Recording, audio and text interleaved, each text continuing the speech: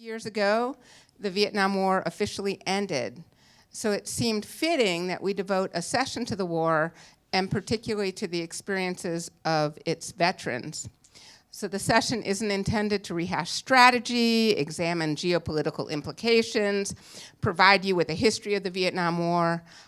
Instead, the purpose is to give us an opportunity to listen to veterans, each of whom had a very different experience during the war because they served at different points of the war, in different positions, in different military branches, came from different places, and because, of course, every single person's war was different.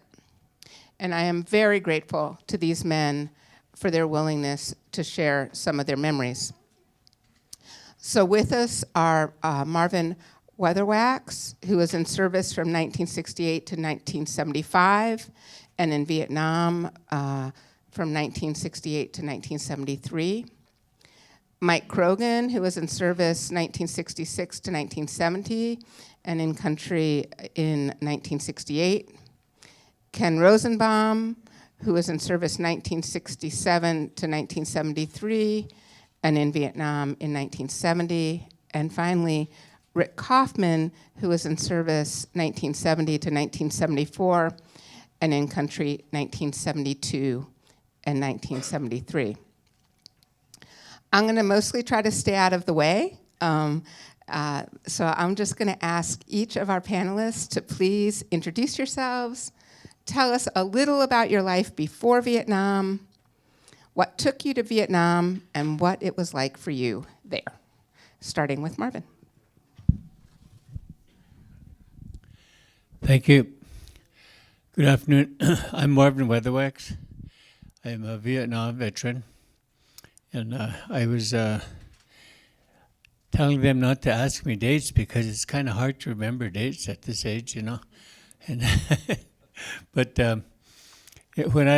before I went in service, I was very upset about what happened because I got my notice, my draft notice to go to the military, and so I was in Chicago, Illinois. I was going to school, and I just completed our electronics training, and I was getting ready to go to work for a radio station.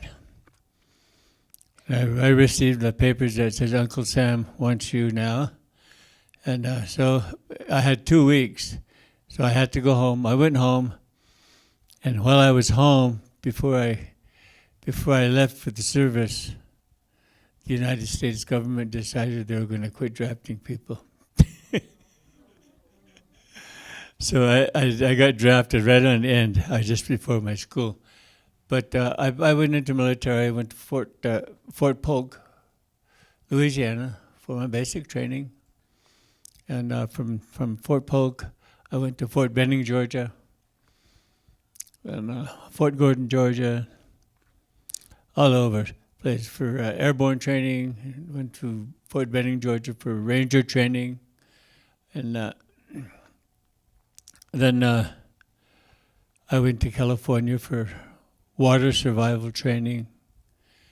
I went to all kinds of training. They then back to Fort Polk, where they had they called it the Mock Vietnam Company, but it was all set up like Vietnam's supposed to be. When I got to Vietnam, I found out that they were full of baloney. It wasn't how it goes, you know. But I was over there, and I was an airborne ranger. I didn't have any special duty station because with the Rangers, they put you wherever they need you. I was a door gunner on a helicopter, and then they made me TDY to the Navy for almost 6 months, where I was a member of the River Rats. And the River Rats, you might have heard of them, they float down Saigon River and go down into the caves and blow them up and do hand-to-hand combat and all that kind of funny stuff. But that was, then I came back up, and by coming back up, I mean came out of the water. We got back on land, and we went, and That's when I became the door gunner on our the gunships, and we got shot down and got all shot up, and I ended up spending 3 years in the hospital in Japan, and then I got to go home. That kind of sums it up.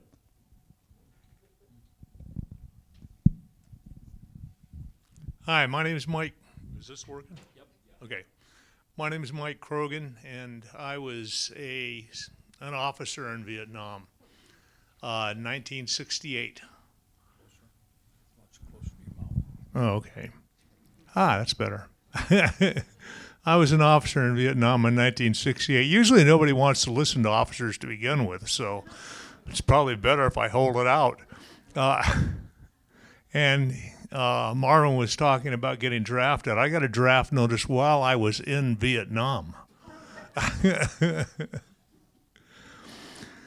I wasn't drafted. I enlisted. I was kind of a lost kid at the time. I went to college for a year or so after high school, and then enlisted in the military because I didn't have anything else to do. And I grew up in the military, so it sounded like the way to go for me. Went to basic training, took a bunch of tests, qualified for officer candidate school, and went to training in Fort Dix, New Jersey, Fort Bliss, Texas, Fort Benning, Georgia, and Benning School for Boys. And pretty much that's it. I was in country from, 1968, all of 68, and during the Tet Offensive. And we were unique in our own way in that we didn't really have a home till later on in the war. We started in a place called Duck Pho down along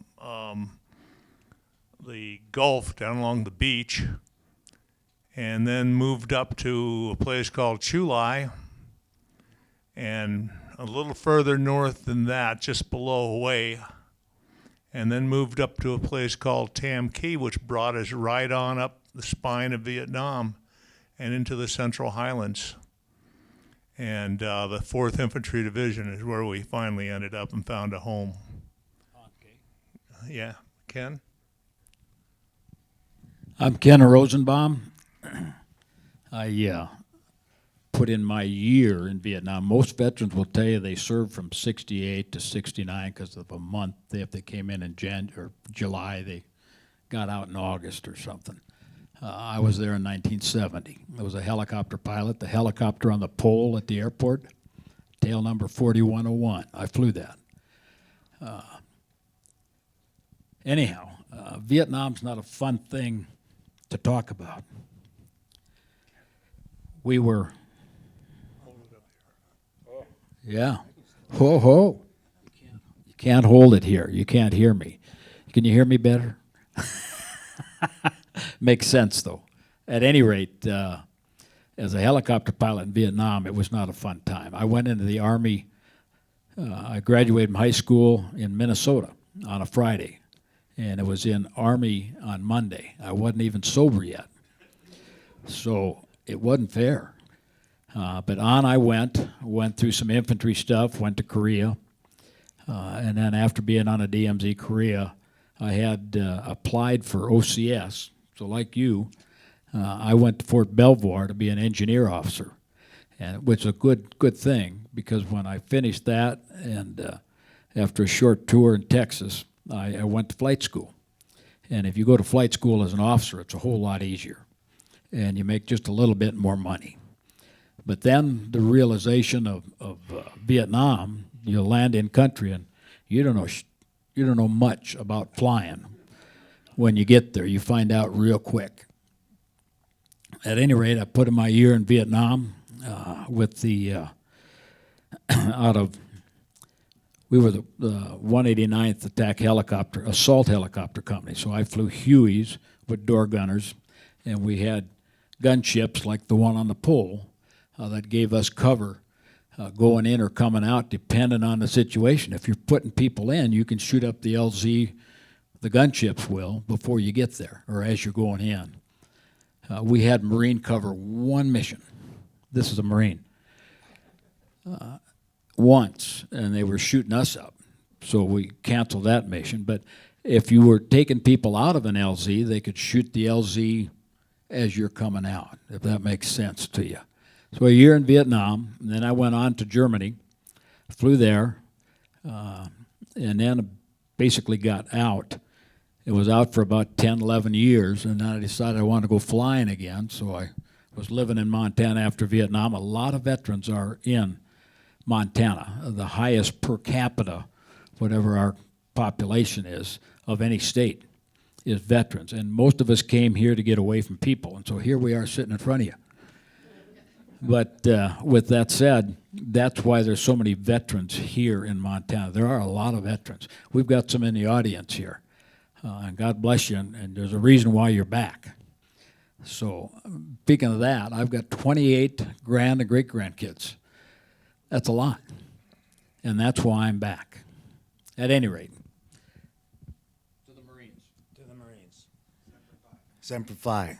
My name's Rick Hoffman. I was in the Marine Corps in Vietnam and Japan.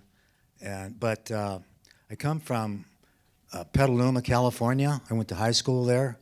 I joined the Marine Corps when I was 17 and a half years old, got an early recruitment time, and my stepdad at the time when I was graduating, he told me, he says, I don't know what you're going to do, but you're not staying here and you're not going to college.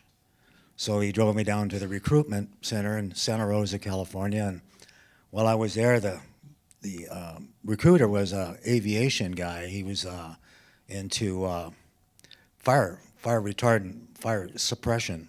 So I said, I want to go to Marine Recon. You know, if you don't know what Recon is it's the version of the Army Rangers and the Green Beret. They're a pretty tough group. And he said, no, that's not what you want to do. You don't need to do that. So I said, okay, I'll take your word, and I was guaranteed aviation mechanic. So I ended up going down to San Diego for training at MCRD, Marine Recruit Training Center. And but before then, we were considered we were from California, and we're all from the Bay Area. So we were a San Francisco team, and we went to the city capital, the capital, or the state senate, and we were there, and we were all getting graduated, singing, and then we went to the San Francisco Giants baseball team, a game at Candlestick, and so we left, got on a plane, and that was when you could smoke cigars and stuff, and we're smoking cigars in the airplane on the way down, just having a good old time.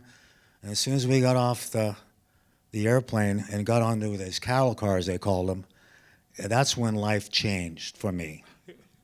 I had a guy in my face. He had a stuttering problem, and you almost wanted to laugh, but you knew better not laugh.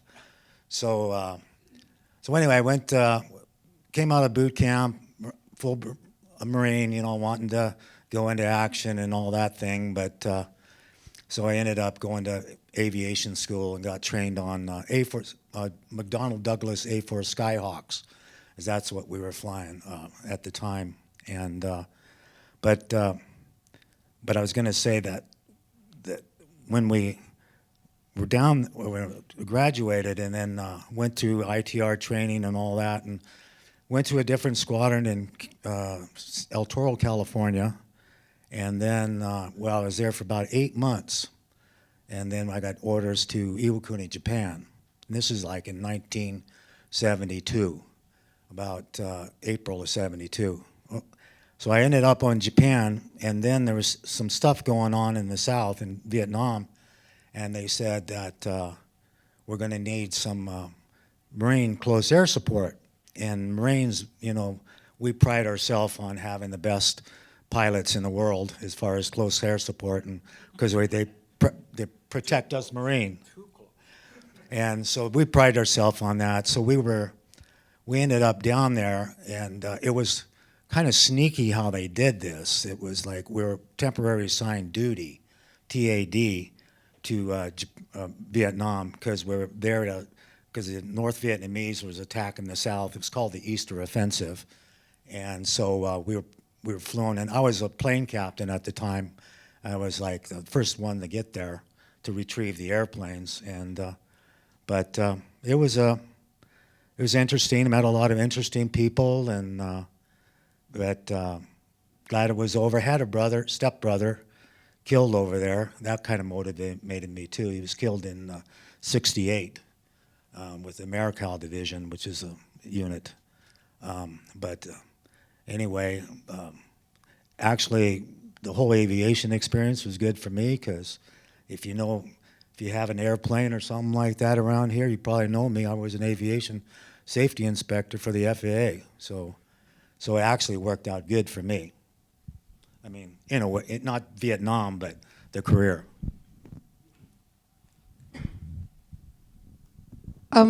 So, serving from Vietnam brought people from all backgrounds together, from cities, from rural areas, California, Montana, different races, ethnicities, ideologies.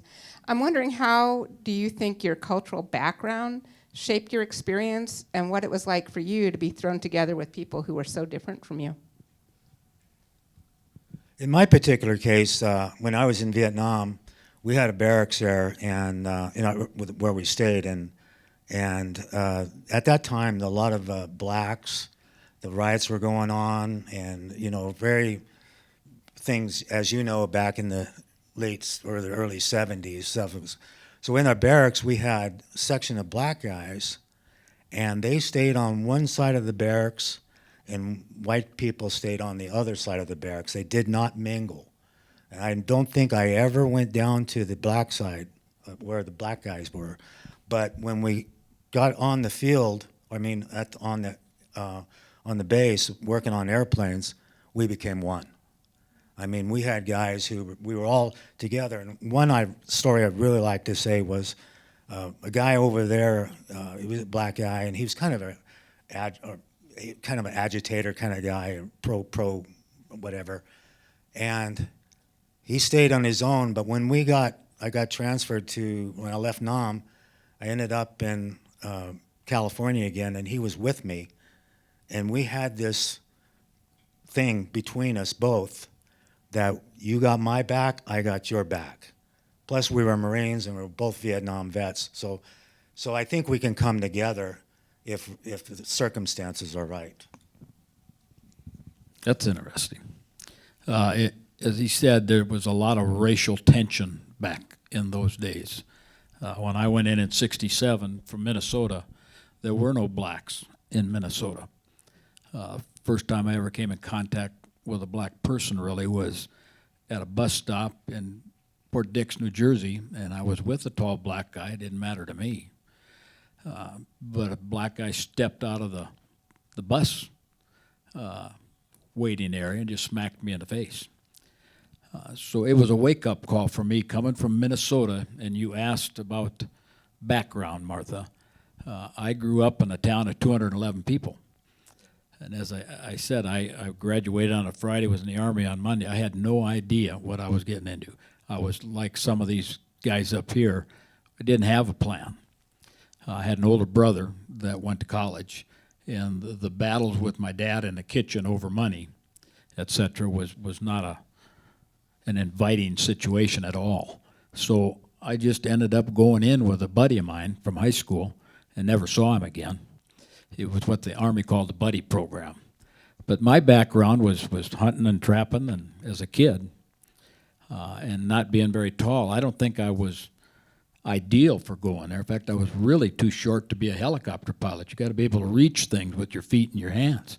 But they were happy to have some idiot from Minnesota raise his hand and go to flight school. I raised my hand to get out of doing something. That's the way the Army was. I got to go take a flight physical and then on from there. But I was a wrestler in high school, and the top 4 guys that were king and queen candidate stuff. None of us were queens, by the way. There was only one girl in my high school class that got pregnant. Only one. The rest of us were wondering how it happened. So we came from a different background, socially, economically, all that stuff. So I don't think where I came from affected me, but it kind of enabled me to whatever it takes to get her done. As tough as basic training was, and AIT, and then in Vietnam, as was mentioned, the Vietnam situation, you went as an individual young soldier, and they put you where they wanted you. So when I went in and landed, I was just a pilot, a young pilot, and they put me where they needed me in the Pleiku area. So that's how that happened. Today, when the military deploys, they deploy units, men and women that are been training together, and they go as a group. Totally different. The same thing at the end of Vietnam. We came back one at a time. Didn't know anybody, and that was a culture shock when we came back. We weren't listening to the news over there, didn't care. We were busy drinking, in fact. I could tell you that story, but that's a long one. We got good at it. But when we came back and got to Fort Lewis, Washington to unload, they told us, do not wear your uniform while you're on leave. And it was a good thing they did, because Vietnam veterans were not popular with people that weren't in the military. It was a weird social situation, but wasn't prepared for it at all, Martha. Thank you. Well, Ken brought it up. Well, not Ken, but Rick brought it up. There was a lot of racial tension in Vietnam. There were race riots on board ships in the Navy. There were race riots back at base camps in infantry units. But I was an infantry platoon leader, and for a very short time, company commander. And when we were in the field, everybody had everybody else's back. Your life depended on the guy next to you. And a lot of us, that ended up being all that we fought for. By the time Tet of 68 came around, it was no longer the United States versus Vietnam. We'd been sold out, and we knew it.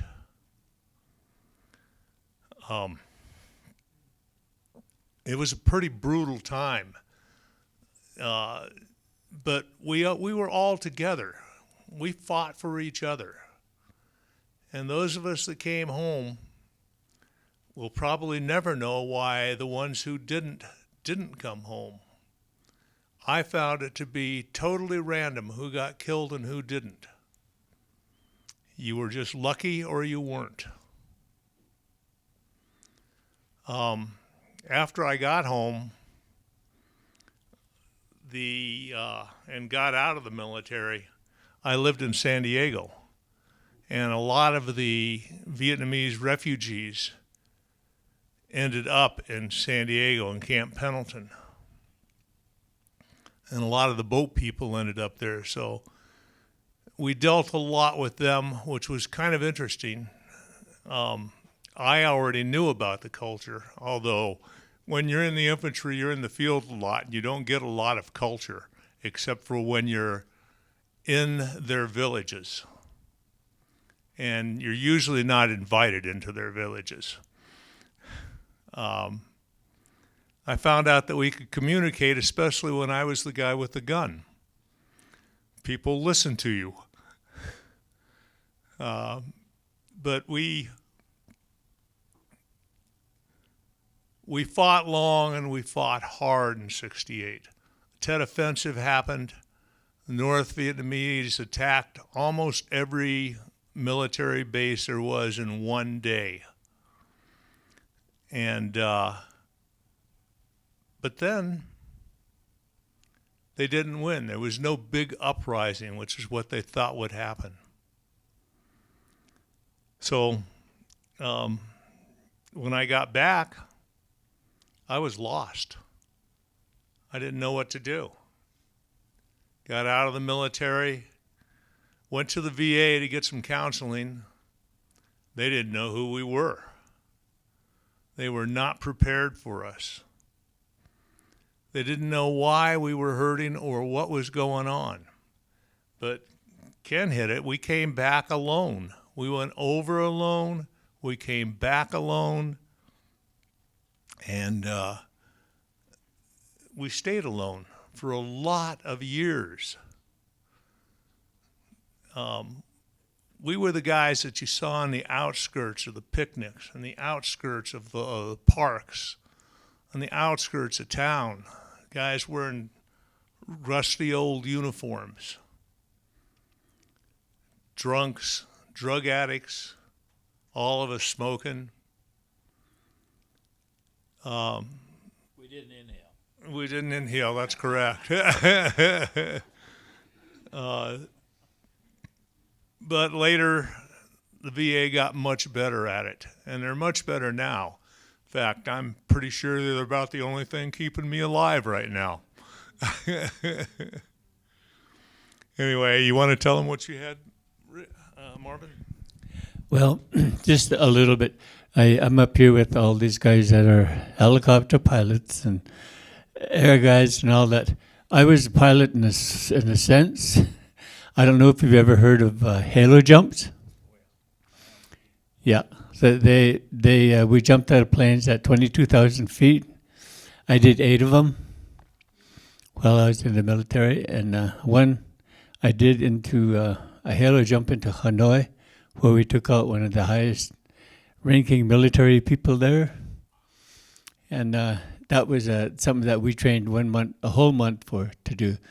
And we went in and we took him out and several of his higher command, which really helped us a lot.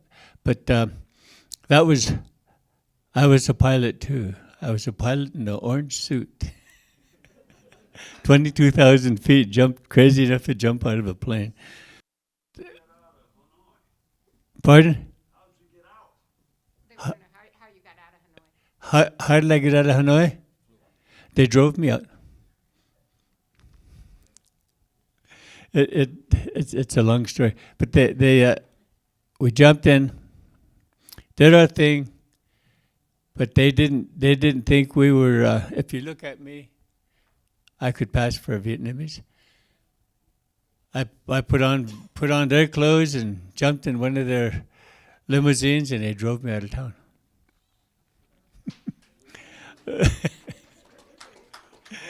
Didn't even know what I'd done. But anyhow, I was a little bit in the air too. So. But there's one little story I have to say. I just tell you this story. It was, we're all so religious all the time. And when it comes to it, we're not sure whether we are or not. But this, we were going into the jungle this one early morning. It was very early, and so I was a platoon sergeant. We all got together, and I told him this one of our privates says, he said, Sergeant, he said, can we have a little prayer service before we go in? Because I know we're gonna meet a lot of resistance. We can get a lot of fire. I'm sure, let's do it. So we all got together. And he said, I can lead it. My father's a minister, so I think I'm qualified to lead. So he did. He led the prayer, and we had a nice long prayer and all that. And we bid our farewell to the world. And there's one guy, his name was Gentilizo. He was a black guy.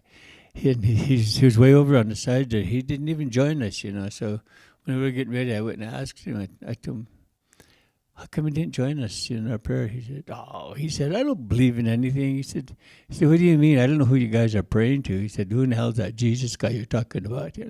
I told him, well, that's where we all grew up. I told him, he said, no. He said, I don't believe in any of that whatsoever. That's all baloney. Okay, well, that's your decision. You can say what you want. So we headed in we went in and we were in for, 3-4 hours, and we drew some fire. And it got really intense. And then we finally got the Navy to come in and blow them up and chase them away so we didn't have to deal with them anymore. And the gentlest was, I heard someone saying, "Sergeant, Sergeant, Sergeant, I'm hit, I'm hit." So I made my way over to him, and there was Gentle Ezo. He was laying there, he's holding his stomach. He said, "Am I going to die?" I told him, "Wait, I don't know." He said, "I'm really hit bad." So I pulled his shirt across like that, and I looked, and it was just a graze. He was just grazed on his stomach, but it was bleeding like a son of a gun, you know. And he put his hand down, and he said, "Oh, my gut's sticking out." I told him, "Yeah." I told him, "I'm sorry, there's nothing I can do for you, you know." He said, "Oh, God, help me. God, please save me." And I sat there a while, and I told him, "Oh, put that God away." I told him, you just got a graze on you. You're going to be okay." I told him, "I thought you didn't believe in God." But that's a little story that I remember all the time, because at the time it really it was really. But we talked about, you know, how our culture and all that affected when we were going in. I was I'm a Blackfeet Indian, and we really are into our culture. My grandfather really had us into our culture and our way of praying, and our beliefs. Our beliefs are in what we want to do and what we're doing. Our strong beliefs. And when I went in the military, I was really not very happy of going into the military because they drafted me, you know. But I was willing to go in anyhow. So I went in, and I was going to basic training, and I could see that right off the bat, these guys didn't like me. You know, they didn't like me one bit, and it wasn't because I was Indian. They didn't like anybody. But it was really a culture shock to me, because coming from a home environment and a community environment where everybody cared for you, everybody really cared for you, they treated you good, and then to come to these people I don't even know or anything, just knock me around and cuss me out and just really be rude to me, you know. I've never been treated so rude in my life, and I think, God, what am I getting into, you know? I thought, well, I'm just going to run away. And it was so funny, because I had two buddies that were from Alabama, and they both ran away, and nobody could find them. They got caught out in the jungle, and they finally got them, and they brought them back. And I was talking to this guy. His name was Freddie. He told me, he said, "Don't ever run away." I told him why. He said, "You should see the size of those snakes in that jungle." But that's why I never ran away. But it was really, to me, that was kind of a culture shock. It was, because I was used to being in a very loving and caring environment, and to get into this environment where nobody gave a damn about you one bit, you know. Well, we thought they didn't, but they were actually preparing us for something that was very, very hard, where we had to make sure that we did believe in each other, and that we followed what the commanders said. What they told us to do, we did. I don't care what it was. What they said, you do this, you did it, and you did it the best you can. That's my culture shock. So some of you talked a little bit about this already, but I'm hoping you can talk a little more about what it was like coming home for you. You want to start? Yeah, Marvin, you want to start? What it was like to be home for me. Coming home was very traumatic for me, because when I came home on an ambulance. There was a big bus ambulance. They took us from the airport in the ambulance over to the military base, military hospital. And as we were pulling into by the base hospital there was people lined up, a bunch of people, and they were throwing tomatoes, rotten lettuce, rocks, and sticks, and all that, throwing them at us, you know. And here we were, guys that were shot up, you know. I got shot 17 times, and that really made a lot of holes in me, you know. But we had all those people just cussing us, just wanted to kill us.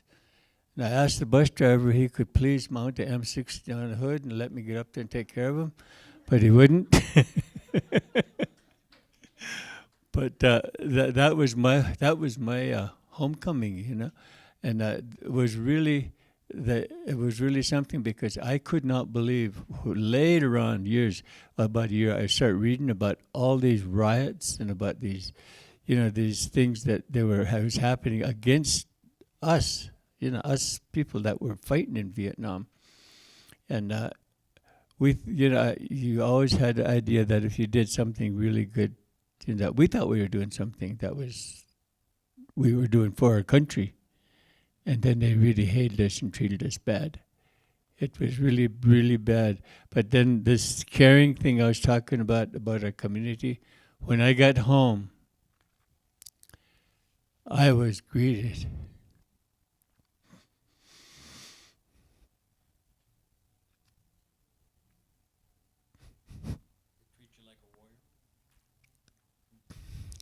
The whole race turned out. They treated me good.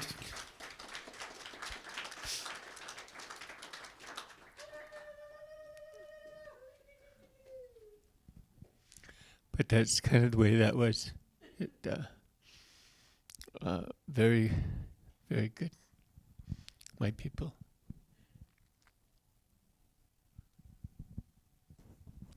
So I talked a little bit about what it was like trying to find help when we got home. And there really wasn't any. And for me, it was mostly the ostracism and the silencing. One way that you can help fight PTSD is to be able to tell your story. But nobody wanted to listen. Nobody cared. And that's what really hurt for a long time. I've told you I was an officer, and I made a lot of decisions over there. Some of them were good, some of them were bad. Some of them cost people lives. And I felt guilty about a lot of those decisions, and I had no place to go to talk to anybody about it. So it was tough. We were told not to wear our uniforms. I kind of lucked out in a way in that after Vietnam, I spent almost a year in Fort Riley, Kansas, as a captain.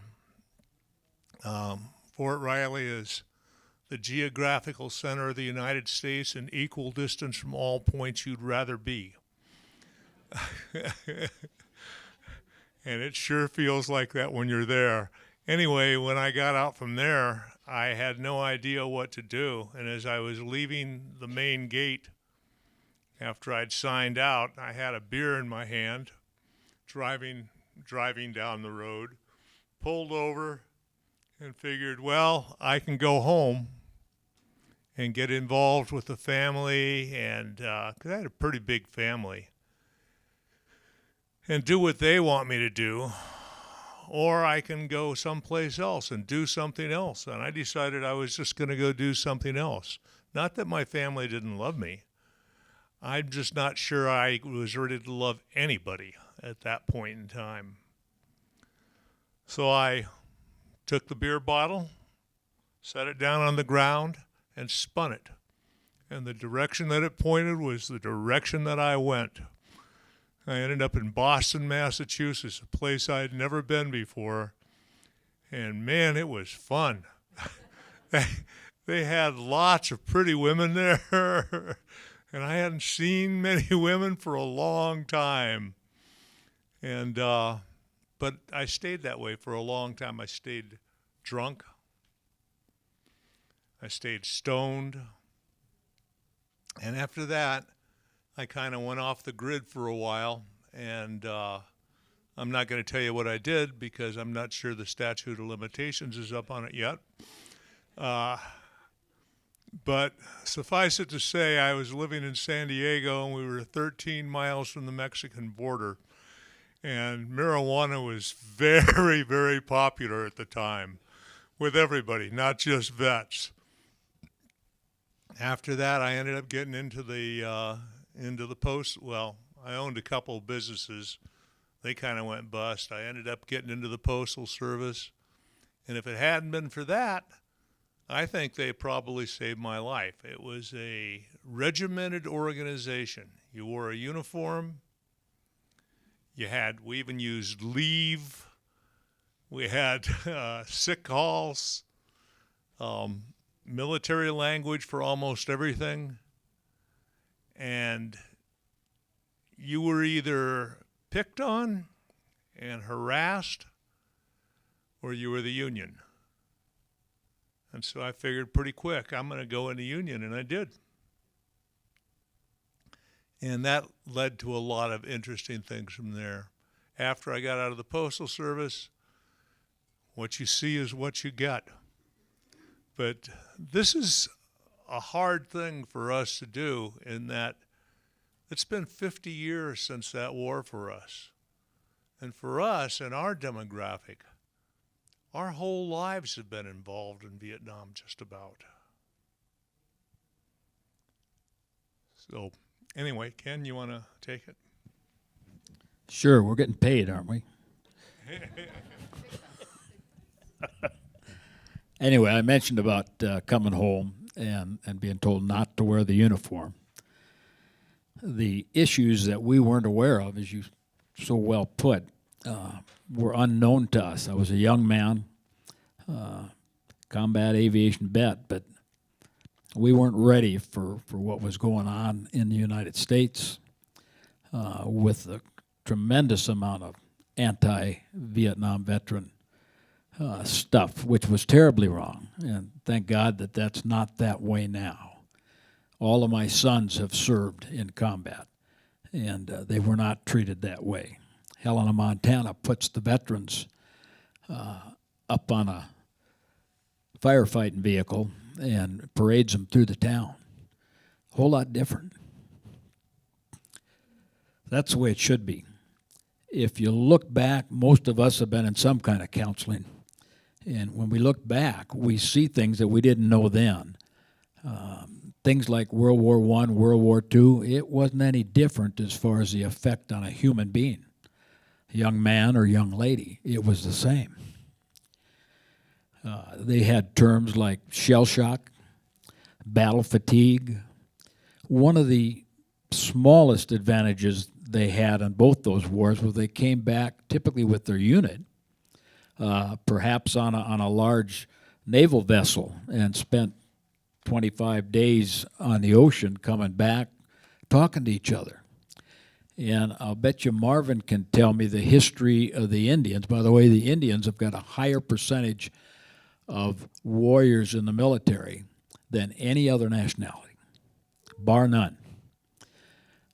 We look at the history in Montana. They are a warrior community, and yet they're a family community. Back in the days, one of the events that I recall learning on Native American history, when those soldiers came back from an engagement, if you will, maybe it was the Blackfoot against the Sioux, and it was gruesome.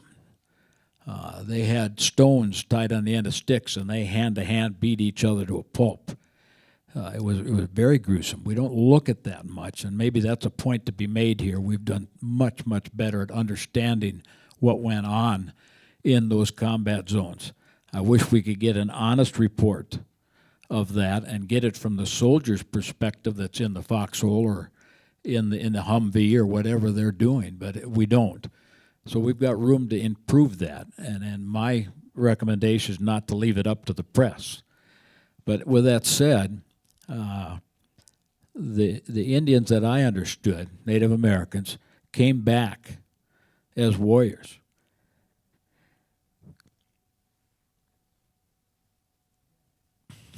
With honor. They were treated like warriors. When they rode through the village, there was some empty horses. When they rode through the village, they didn't stop. It wasn't time for a beer.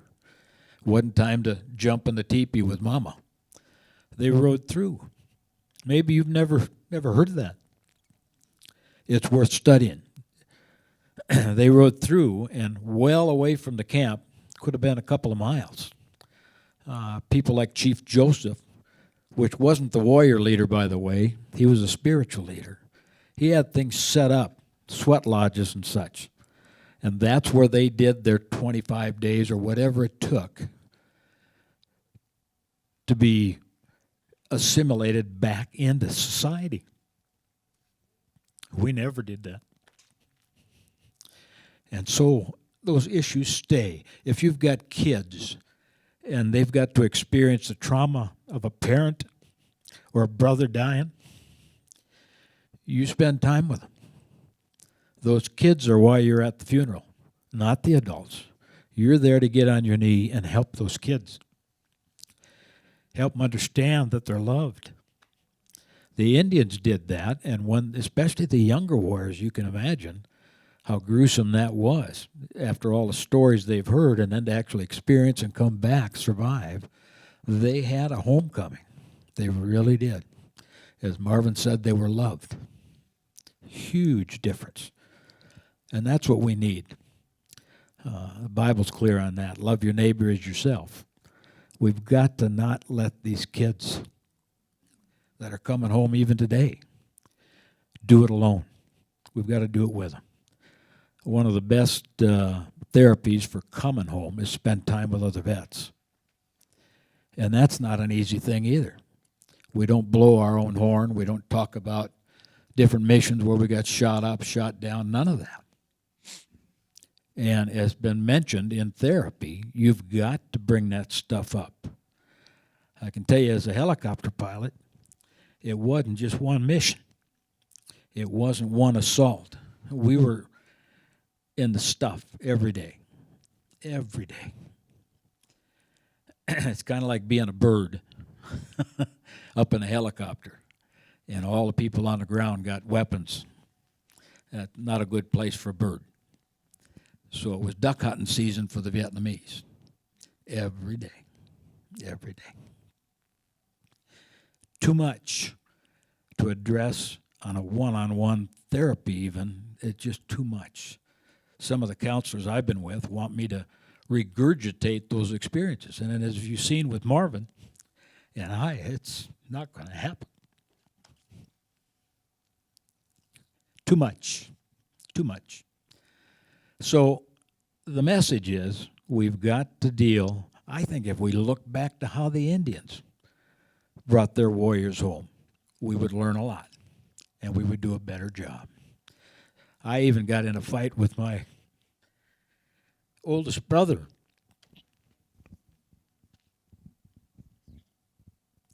In Grandpa's home, beating each other up on the floor because his words to me was baby killer.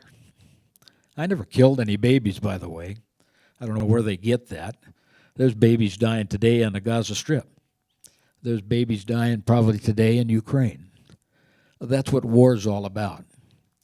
You may remember when that helicopter went up on the pole years ago, there was a few people in our town, Helena, Montana, that were upset with that.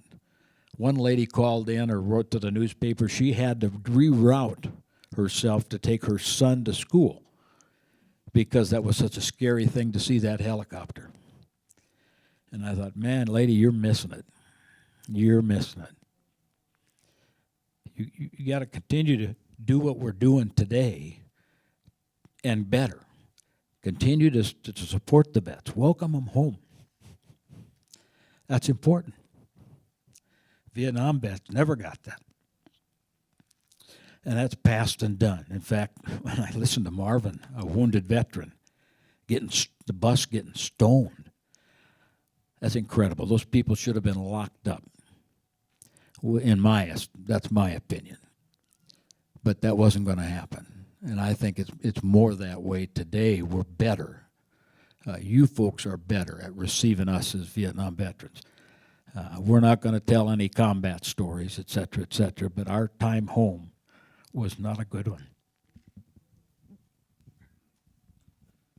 My trip on way home, I left Vietnam in January 10th, 1973. And so I was one of I left before the squadron left, so unfortunately I didn't have to pack anything up. I just got on it, like these guys, got on an airplane, 707 or something, and flew back to the States. And I landed at Travis Air Force Base, California. And they loaded us on a bus. And my next duty station was going to be in Alameda, California, in a reserve outfit. Being a Vietnam vet, I got the choice of where I wanted to go. So being close to home, so I picked the Alameda. But when we got off the plane and got on the bus, we went out the front gate, and there was all these people protesting and shaking signs and fists and everything else. And I was going, what the hell's going on here, you know? And because we, like this guy said, we didn't really get any information. Stars and Stripes was it over there for us, basically. There was no TV, no anything. So, yeah, the Stars and Stripes was the newspaper. So anyway, I got out of there, and I went to took us to Alameda, and we got off, and we stayed in our little spot there and on the air base. But whenever I went off a base, I felt really alienated. It was like people are looking at you, you know, because you got short hair and you got a different air about you. You know, you're not like a regular 21-year-old kid anymore. You're more like a 30-year-old person who's seen something. So it was other than that, it wasn't really bad for me, but I didn't get any homecoming or anything like that. Like my two sons, both of them served in Afghanistan, and we made sure that they got the welcome that they deserved. But they came back in units, you know. So there again, but I mean, they get on the airplane, preferred seating and all that thing. That's a good little bonus for them. But my homecoming was, and my family was obviously very supportive of me and my whatever I did, you know, over there. But there was nobody to talk to.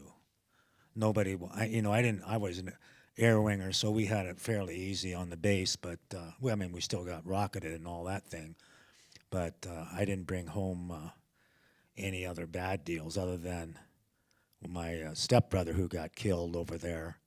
It really ruined the family. The family was just devastated. One stepbrother went to Canada, another one went to alcohol, and the whole family was dysfunctional. And uncles and cousins, it was just, that was the worst part, was watching a close family just disintegrate out of one guy. And my stepbrother, he got killed, but it was unnecessary. But one thing I'd like to mention was that one time I was over there, and I got a ride with my mama-san, and she was the one who took care of my clothing and did my washing, and I paid her $20 a month. It was big money for them. And so she invited us to her house off base for a dinner. And so I said, yeah, sure. So me and this other guy, we decided so we got in the back of a car in the trunk and went off, because we didn't have orders, and we just went off to this Mama San's house. And her husband was a second lieutenant in the Vietnamese Air Force. And he was telling me in our conversation, he came to United States, Cheyenne, Wyoming, went to school there in 1964, I think it was, or somewhere in the early 60s. So we were involved in that place long before 68 and 65, you know. But one thing he did tell me, he looked around, the lights were still on, they turned the lights off at 10. And so he looked around the room, and he just looked at me, spoke pretty good English. And he says, you know, this is the Vietnamese war. This is not your war. And I thought, you know, that is so true, because there were two different peoples fighting each other. And one thing I got to say, and I told Mike this earlier, that the reason why we went to Nam was because of to stop communism. You know, that was the trickle-down theory, they used to say. That one country goes, well, as far as I know, Vietnam is still the only communist country there. There's socialist countries, but in one respect, 58,000 Americans got killed, but at least their communism was not in the Philippines or Australia or anything like that that they were talking about. But we got sold a bill of goods. But anyway, my trip was homeless, kind of other than you're an outcast. You know, you don't talk to anybody other than your friends. So I just want to ask, are there any other things that you want people to know? And I think you've been sharing some of that, and I'm really appreciative, but I just wanted to give you one more chance to, if there were other things that you felt should be said or, follow up, please do. I don't know, Marvin, if you want to start. Well, it's well, there's just the only thing I would really like people to know is that all of us Vietnam veterans are people too.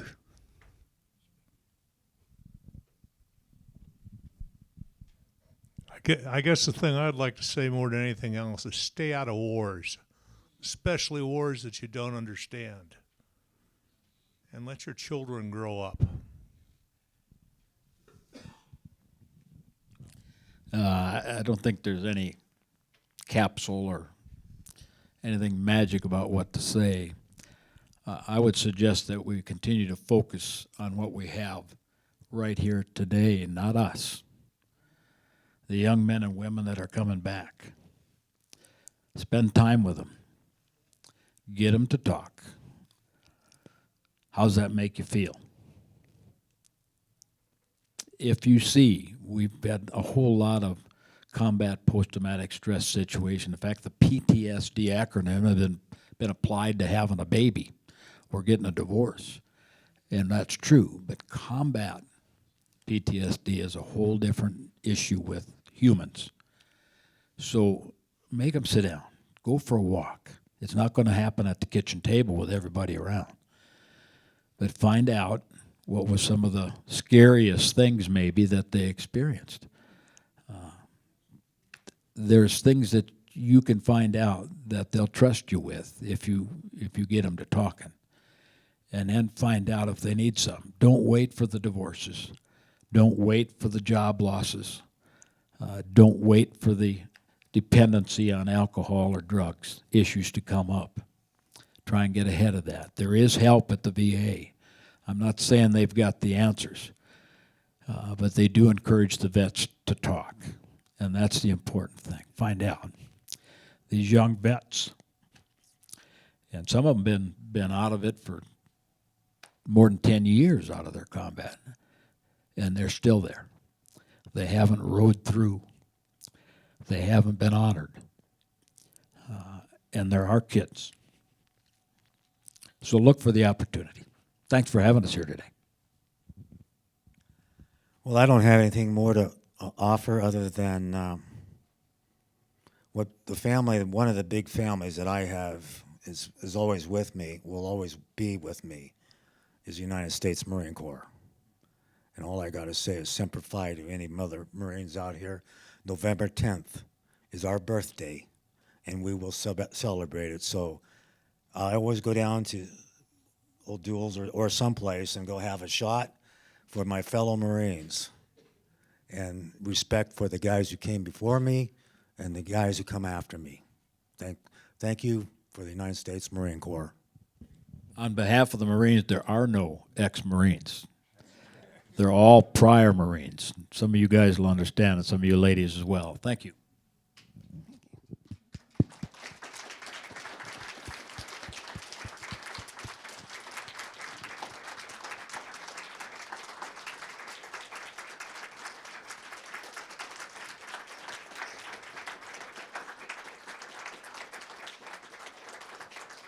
So,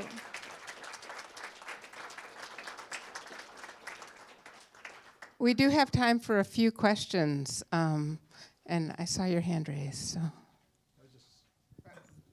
Going to say there was a book written in western Montana by Vietnam veterans that the veterans, they were a number of Marines, Army, and Air Force, whatever, but they used that book to go introduce what happened in Vietnam to the school children, and they were invited in to do that.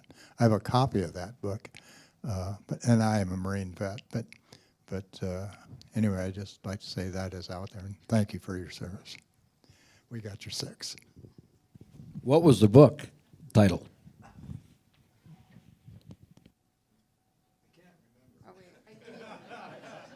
He can't remember. And in fact, I'm going to ask everyone to talk into the mic so that everyone can hear. And also for YouTube, I think we're going to put this up on, or SoundCloud. So Give me your address, and I'll send you a copy of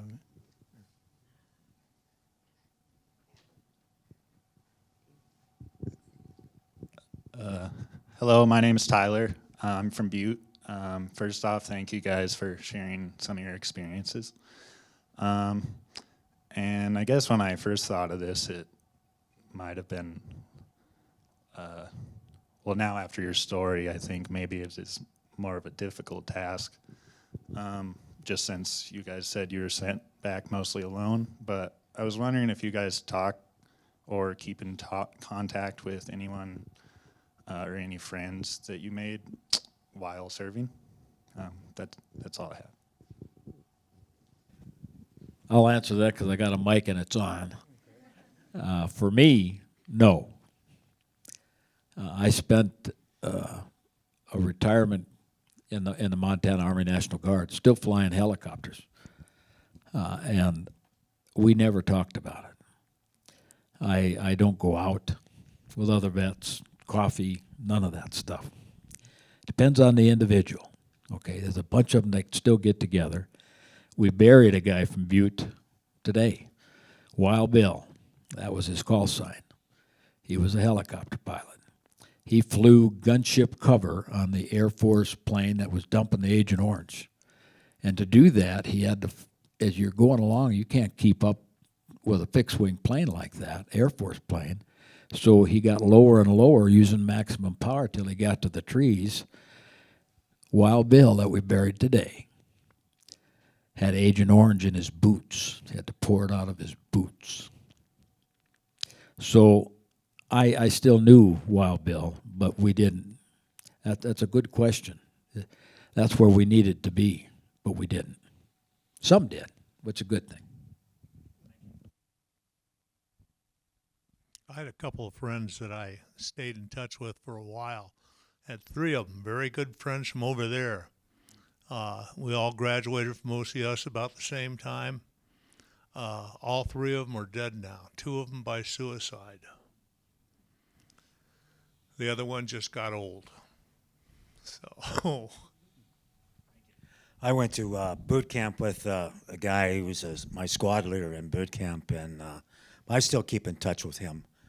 But he didn't go to Vietnam. He got lucky. He got some cush job. But I still keep him. His name is Joe Heine, and he was kind of a different guy. So anyway, he's funny. Good fly fisherman. So I have one friend that I keep in touch with, not every day, but we've kept in touch, and you guys probably all heard of him. His name is Neil Young.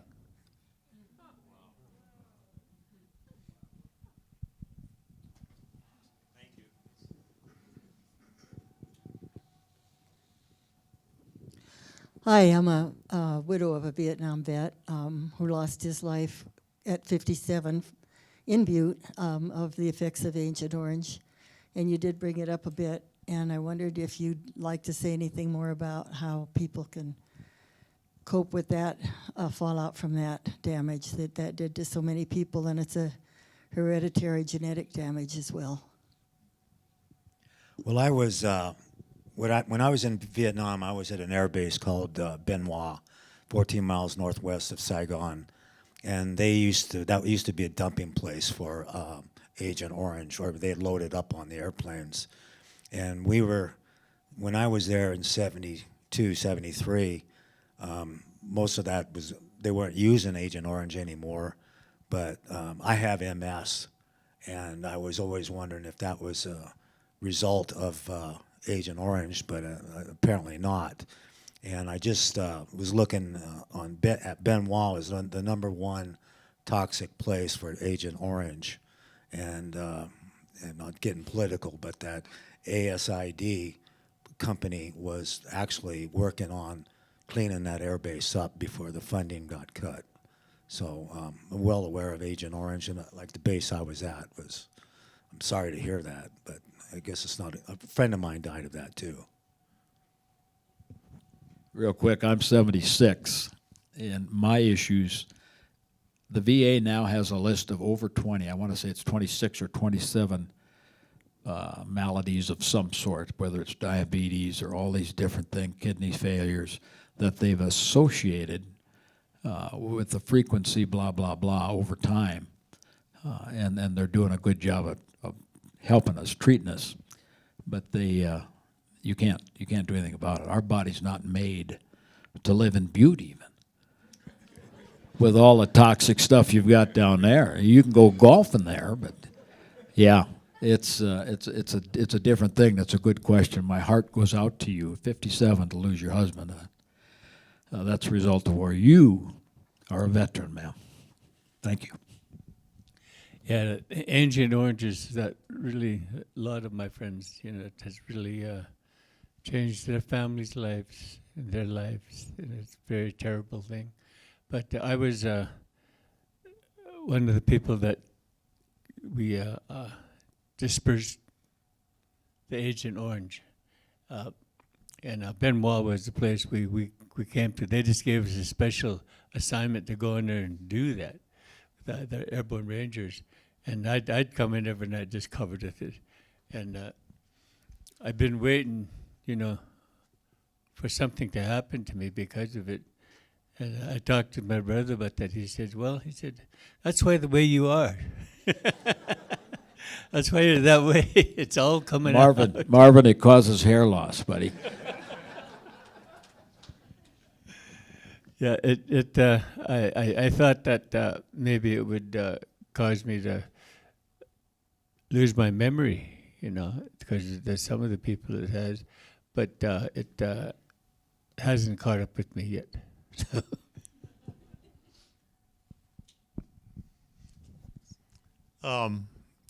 I probably have a lot of things from Agent Orange. We used to be sprayed by it all the time. It just came like rain. And when you're up in the Central Highlands in triple canopy jungle, it stays on the leaves. And then when the rain comes, it comes down with the water. And just because the VA doesn't give you a disability or say that this is from Agent Orange, a lot of it's because they don't know. And they can only tell you that you have a disability because of something they know. And so a lot of guys are out there still fighting Agent Orange claims. Maybe one day we'll be able to get it cleaned up. Just remember, they lied to you. It's not harmless.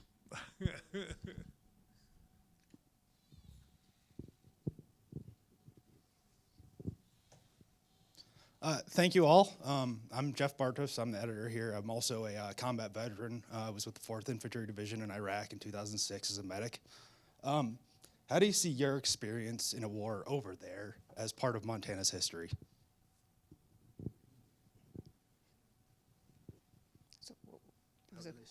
So how do you see your experience in the war in Vietnam over there as part of Montana's history, was the question.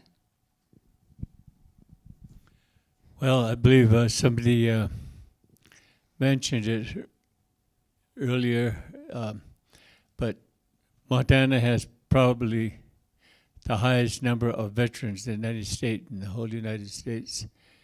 And it has really affected all of us.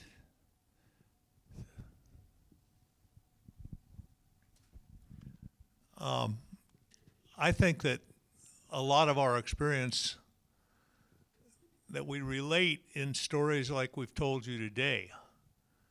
to younger vets to help kind of bring those people together. There was a question asked a long time ago, why do we wear the Vietnam hats? It's so that we can find each other.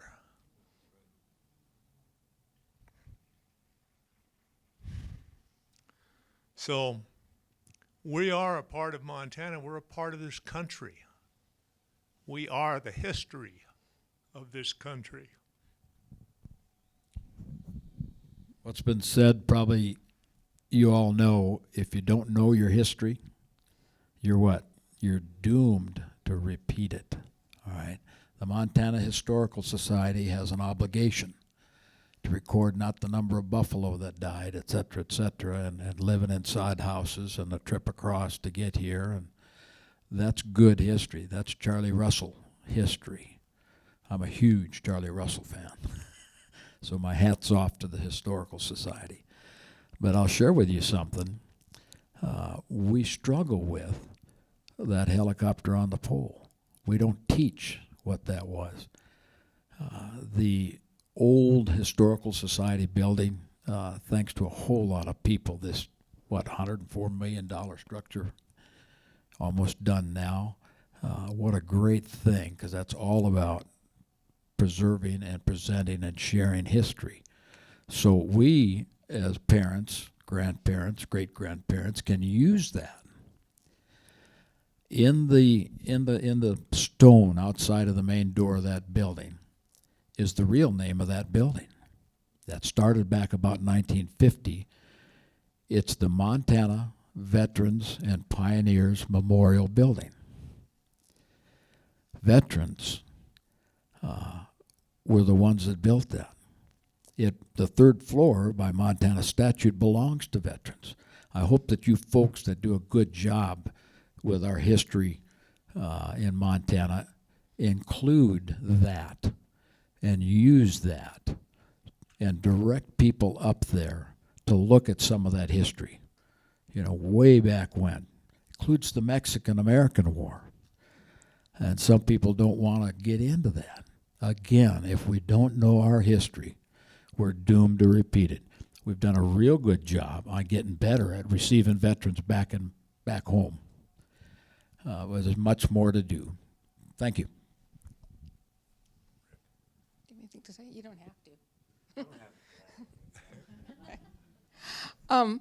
So as we conclude this session, I want to express my utmost respect for all of our panelists, and also my thanks for their willingness to talk to us today about something that was very hard, very emotional, and just please join me in thanking them.